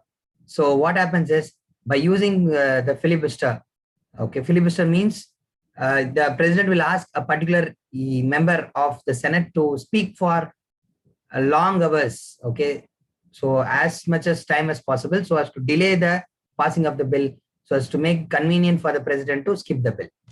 So in case if a bill has to be passed on the 39th day, the president will ask a person in the Senate to speak for 2 days continuously. So only 41st day the bill is passed. So the president will keep the bill without passing for the next 9 days, and the 51st day the bill will get lapsed. And that is called as filibuster. That is filling and boosting the law, filling the gap and boosting the law. So this is a big problem actually. Okay.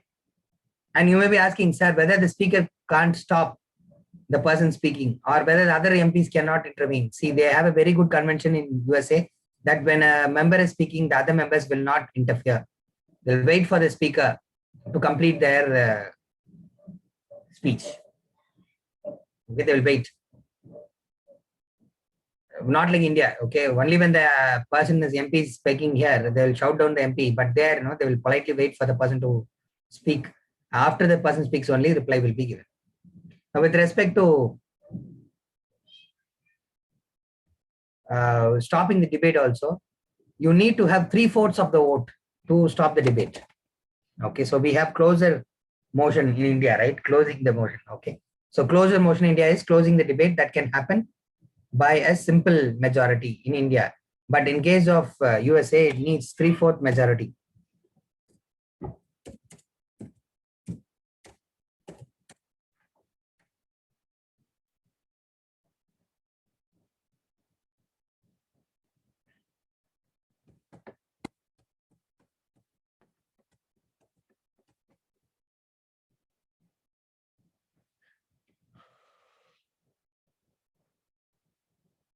Okay, so 3/4 majority. So what is this 3/4 majority? Suppose in Senate 100 people are there, 60 votes is required in order to stop a debate. So if an opposition member is speaking, if you want to stop the debate of the opposition member, you need 60 votes, which is rare to get in the House. So using this, the president can continue the debate in order to ensure the law is not passed when the law is delayed. When the law is delayed, the president can use the pocket veto to lapse the bill or nullify the bill. Okay. So one of you are asking, sir, what it is related to? It is related to closing off the debate on a legislature. Okay, that is called as filibuster. Okay, so it's a current affair. So there is a big probability of this being asked in the examination.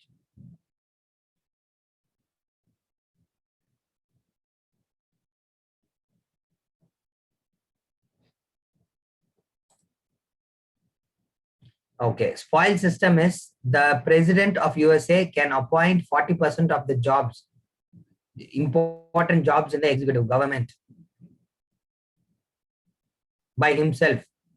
Okay, he can choose anybody who's an American citizen. Okay, his choice is not restricted to a small group of people. No.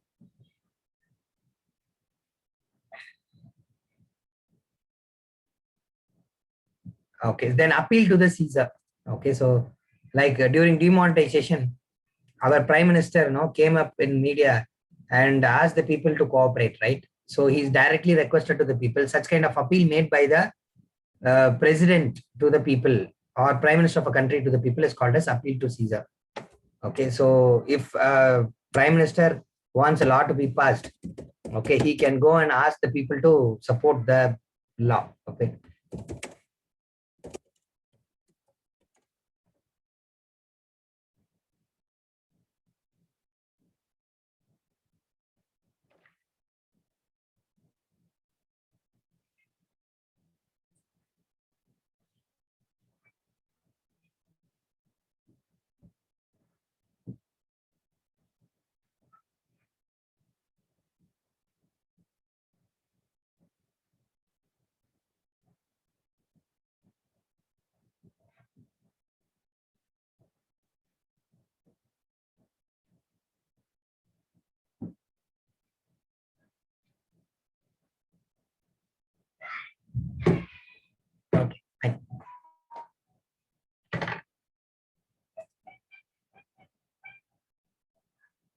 No, it is directly appealing to the people itself.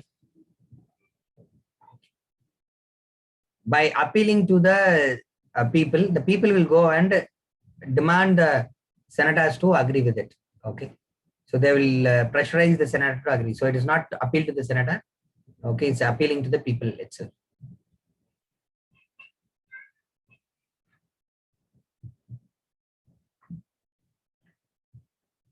Okay. So now we should be discussing how US federalism is moving towards centralization. So USA, we think that it is a perfectly federal country, yes, but there also centralization is taking place. Okay.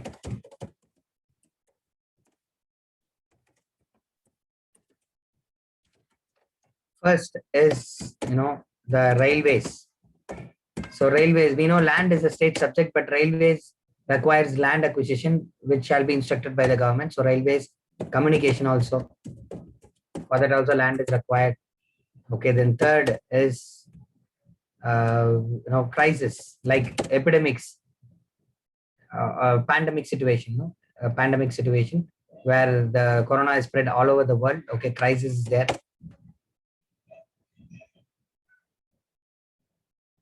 So during crisis, there will be over centralization. For example, when the Tamil Nadu government ordered certain kits like PPE kits, okay, personal protective equipments, the central government, blocked it and took away the kits for itself, and then they allocated to each of the states. Okay, so during crisis, it happens. Okay, fine. Then economic crisis.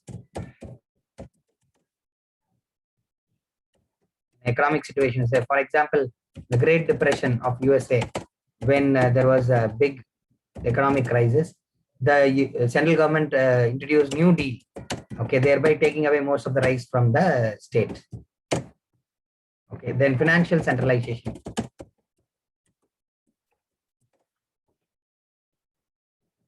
Meaning,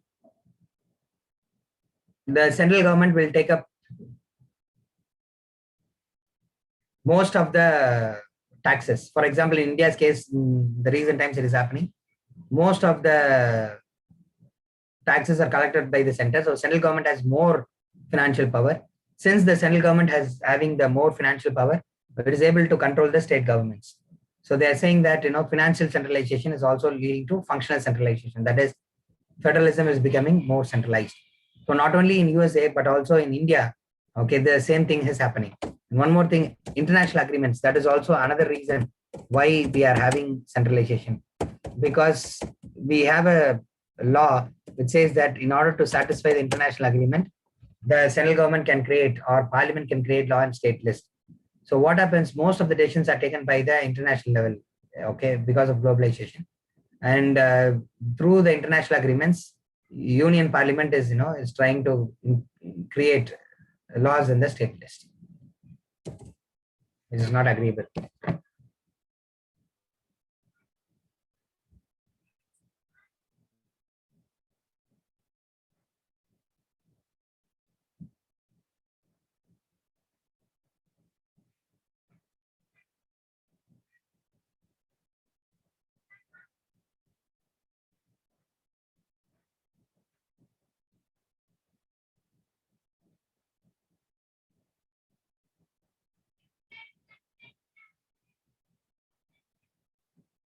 Okay, any doubts this?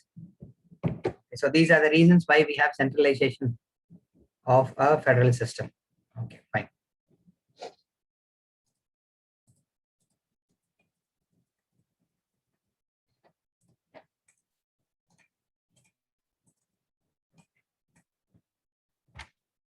Okay, next is, okay, we are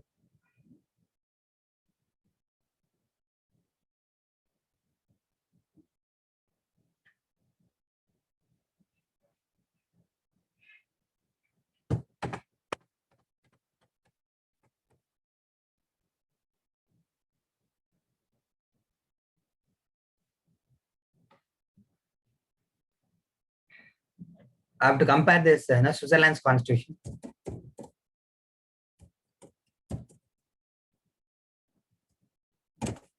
Okay, they are an example for direct democracy. We have to see how direct democracy is practiced there, and we have to see how it is applied whether it can be applied in India or not. Okay, so the lower house of the Switzerland is called as National Council. Okay, the upper house is called as Federal Council.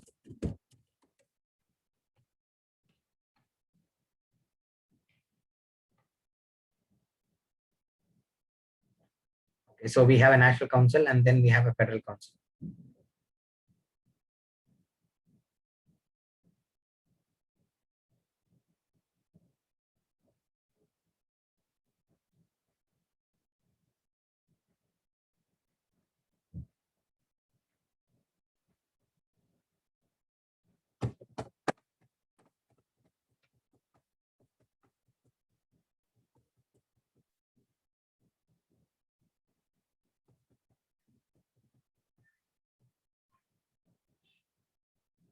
Okay, now let us talk about this. What if a law is passed by the Federal Council?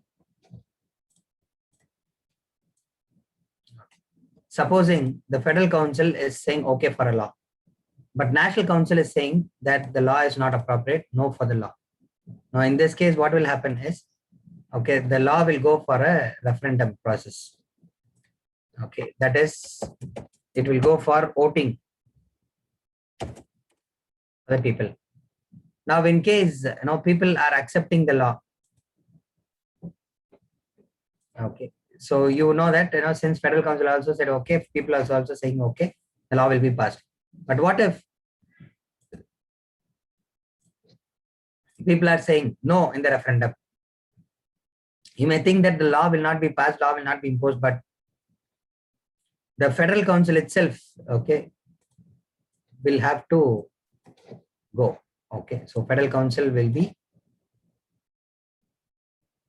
packing their bags and going back to their home. Okay, they'll be dissolved because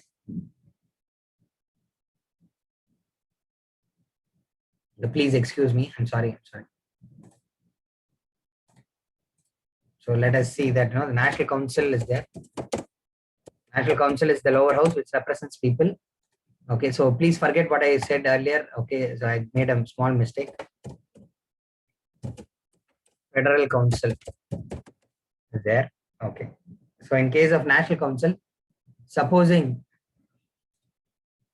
National Council passes a law and Federal Council is saying no for the law, in that case, it will go for a referendum. Okay, so earlier I wrote Federal Council at the bottom and National Council at the above. So that should change. Okay, so in case of referendum, if the referendum says okay for the law, then the law will be okay. But in case if the referendum says no, okay, the National Council also will say no.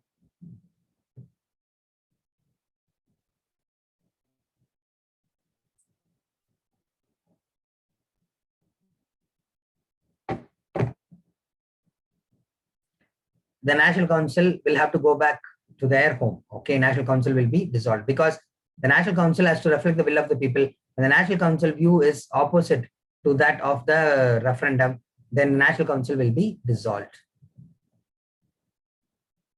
Okay, so that is the direct democracy that they are following. And in case of your Switzerland, they are following referendum. Referendum is mandatory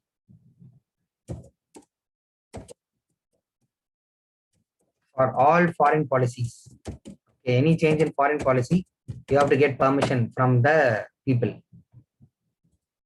Okay, this not just it has to be passed in the lower house and the upper house, but also it should be getting the sanction of the people.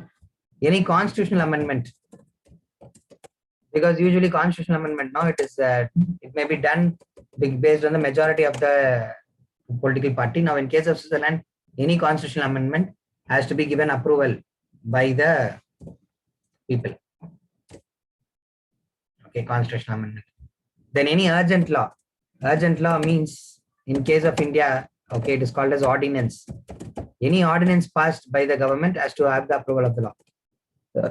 Now, what if This referendum government fails. When the government fails in the referendum, government has to be dissolved. The National Council also has to be dissolved.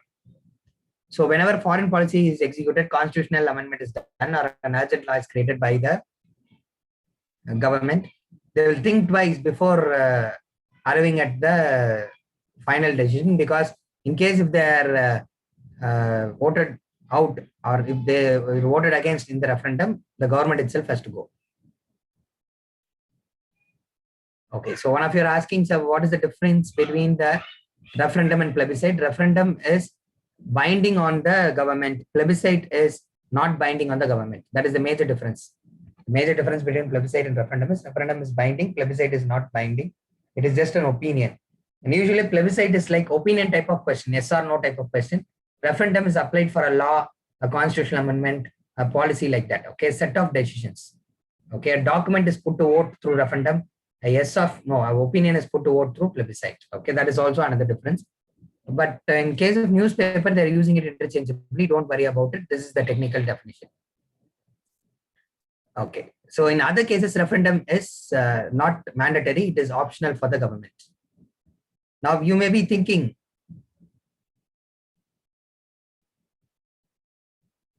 whether in India referendum is possible. In India, referendum is not possible because people are not that much educated. And India is a diverse country. So only those groups which are organized, those groups which are vocal, which is able to communicate, okay, well, politically articulate, they will have their way. Okay, so referendum cannot be done in India. Okay, then in case then they're following initiative, which means in case of India, only MPs can initiate law. In case of Switzerland, no, people themselves can initiate law, provided they get substantial amount of support through signatures. And after getting enough number of signatures, the law will be considered by the lower house as well as the upper house in Switzerland. Okay, then recall. In case of India, sorry, in case of Switzerland, if the MP and MLA is not working properly, they can be recalled. If activist is able to get a substantial number of votes, they can get the signatures and send it to the government. The government can conduct an election, and in that election, if most number of people are voting against the MLA or MP, the MP will be recalled. Okay, and in India's case, we cannot follow it because political stability will be at stake. Meaning, supposing if the central government is formed, with just 275 MPs support, the number of MPs required for forming the government is 272. So by creating trouble or creating this recall in 4 constituencies, the sitting government can be easily toppled by the opposition or other parties. So political stability will be at stake, will be a problem in India. So that is why, we are not following recall in India.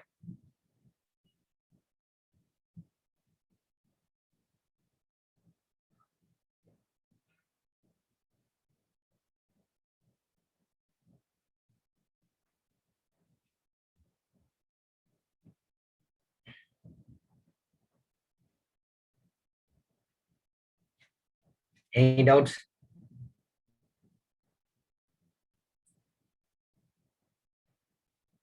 Okay, so direct democracy is possible in Switzerland, but not in India. Okay. Okay.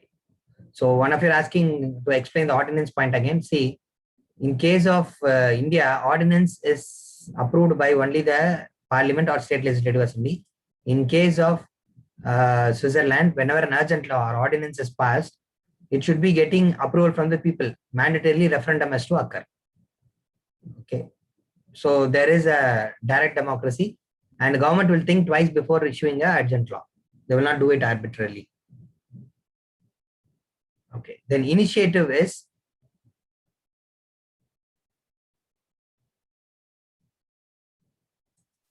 okay. The spelling is wrong.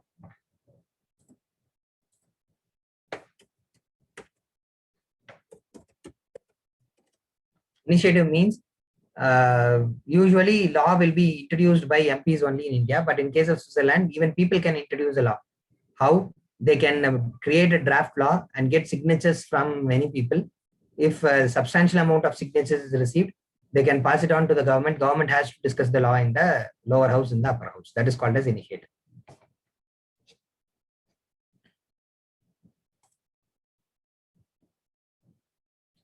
recall might shoot India, but at the local level only. For example, in Chhattisgarh's local body, they have initiated recall. Recall is possible there. Only in case of India, that is the State Legislative Assembly and Parliament, we will not be able to apply recall, because if we apply recall, using recall, many MLAs and MPs will be removed from the office, thereby creating political instability. Government itself will remove. So we know that in 10 states, almost in 10 states, people have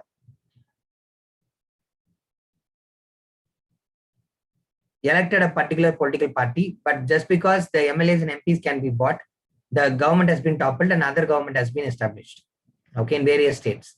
So if you are going for recall, this might be the order of the day. That is why, recall is not suitable to India.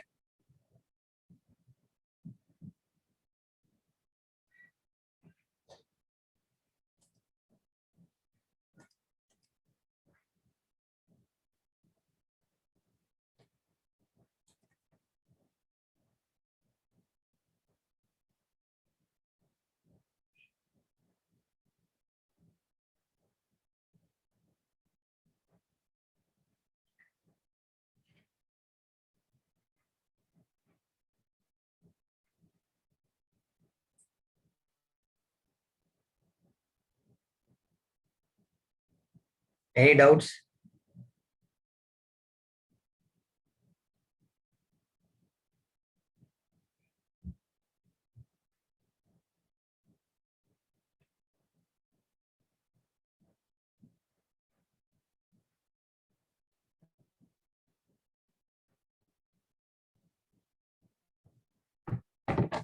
Okay.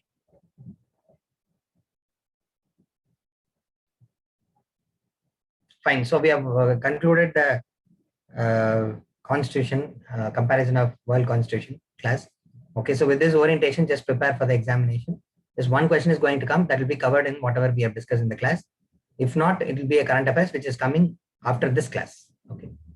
So from my deepest of heart, I wish you all to get success in the civil service examination as well as for a bright future. I also wish that you're all safe, not affected by corona. So this second wave of corona is too dangerous. So please be safe, especially when you are preparing for civil services. You cannot miss your preparation time. Okay, so be careful. Okay, so that you are using the maximum time and clear the examination. So my first mains examination, what happened is, I was staying in the government academy for preparing for the mains examination after clearing prelims examination. So usually in government academy, even those who have not cleared prelims examination, they'll come for preparation. So they'll just come to see how people are preparing for the mains examination. Like that, they'll come. Okay, so one fellow was affected with conjunctivitis. Okay, conjunctivitis, the eye problem. So what happened is, all my friends, resisted to put medicine for him.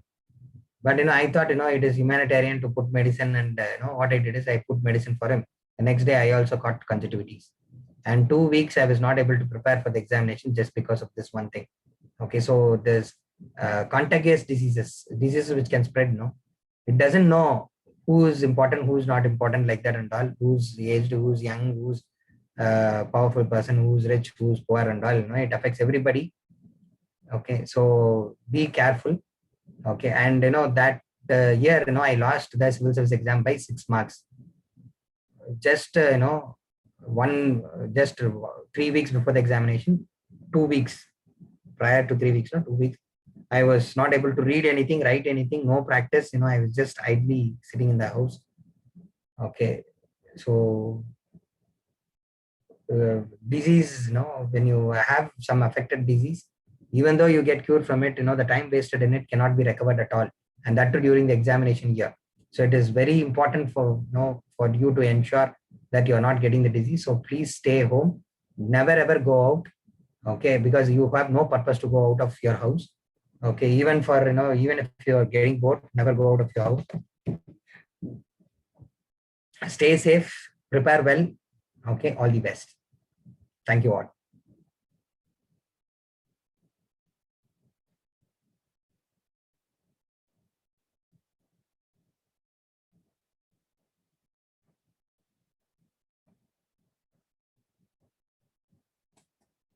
Okay. God bless you. God bless you.